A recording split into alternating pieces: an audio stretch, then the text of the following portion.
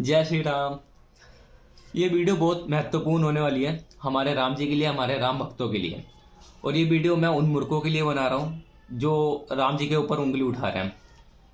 अब एक वीडियो है जो वायरल हो रही है और उस वीडियो में कुछ उत्तर रामायण के बारे में बोला जा रहा है। अब ये वीडियो देखिए। तो पता है, एक और बताओ, ये जो कहते ना कैसा, वो जो एक धोबी ने कह दिया झूठ था, वो हुआ ही नहीं था, वो है ही नहीं। आप अगर वाल्मीकि जी की उठाएं, प्रसंग वहां पे समाप्त होता है जब उनका राम वो आए, उनका मुकुट जब उन्होंने धारण किया और उन्होंने, it is not mentioned. I have heard this from Prem sir's mouth के रामानंद सागर जी didn't want to make Uttar Ramayan. He was pressurized by the then government of these people कि you have to make that also in DD. And they said अगर आप नहीं बनाओगे हम किसी और को दे देंगे. अब आपने वीडियो देख चुके हो और इस वीडियो में ये कहा जा रहा है कि उत्तर रामायण जो है वो रामायण का भाग है ही नहीं।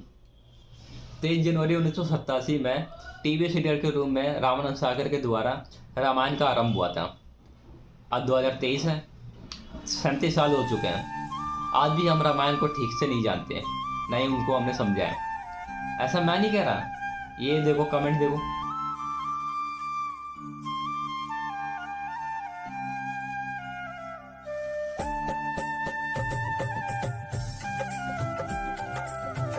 कहाँ से आते हैं ये लोग?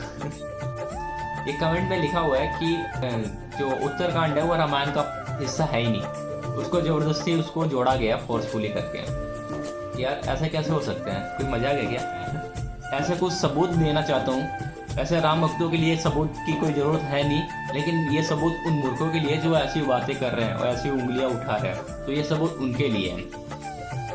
पहला सबूत भगवत महापुराण, स्कंद पुराण, अग्नि पुराण, वृद्ध धर्म पुराण आदि ऐसे अनेक पुराणों में महर्षि वाल्मीकि और उनके रामायण का राम राज्य से लेकर सीता वनवास, लव कुश कांड का विस्तार पूर्वक वर्णन है। आप चाहे तो इनको जाके पढ़ सकते हैं।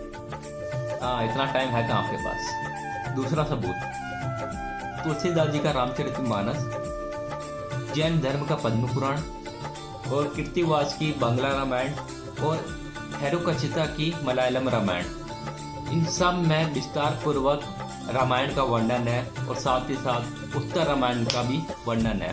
आप चाहे तो इनको भी दे सकते हैं, सुन सकते हैं और समझ सकते हैं। तीसरा पुराणों के रचयिता महर्षि वेदव्यास से लेकर महाकवि कालिदास, महाकवि भगवती, महाकवि भास, भगवान शंकराचार्य, प्रभु रामानुजाचार्य और स्वयं गोस्वामी तुलसीदास जी ने भगवान वाल्मीकि और उनके द्वारा रचित रामायण का विस्तार पूर्वक स्तुति की।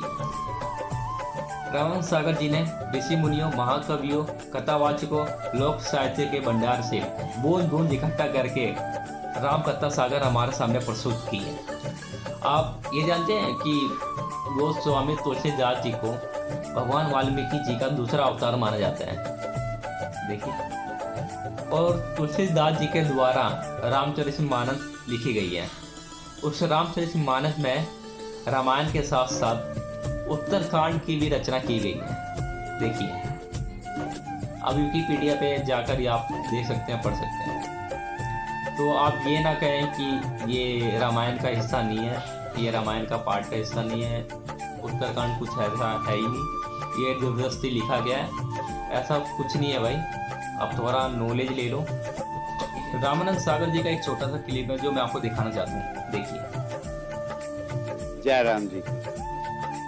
आस्तिकों की चिरकाल से मान्यता है कि वेद जिस परम तत्व का वर्णन करते हैं, रामायण में वही नारायण तत्व श्री राम रूप में निरूपित है।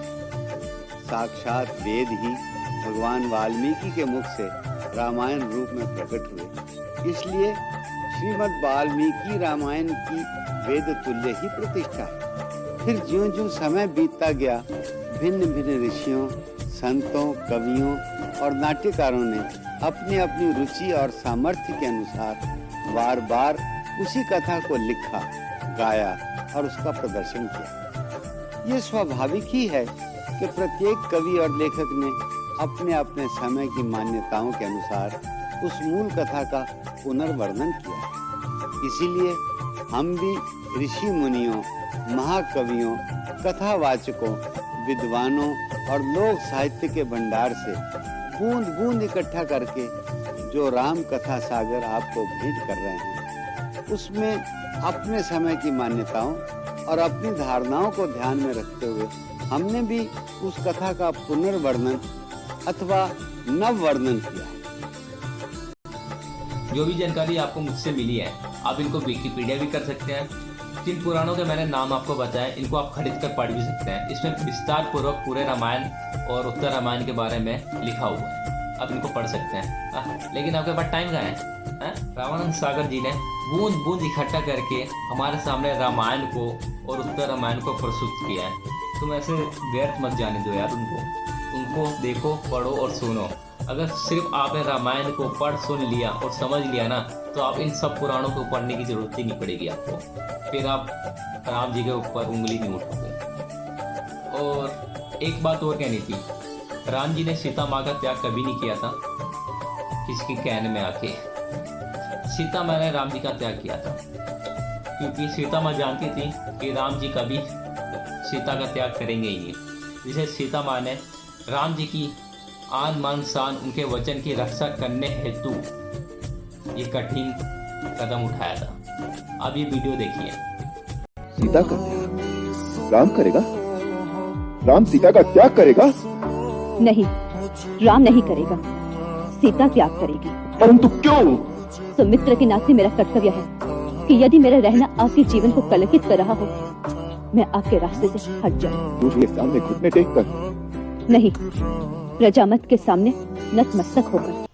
मुझसे जितना हो सका बूंद बूंद इकट्ठा तो मैंने नहीं किया, सारे भी कुछ सबूत मैंने आपके सामने प्रकट किए।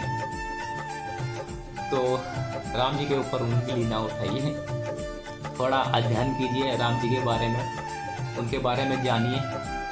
जय श्री राम, जय श्री राम।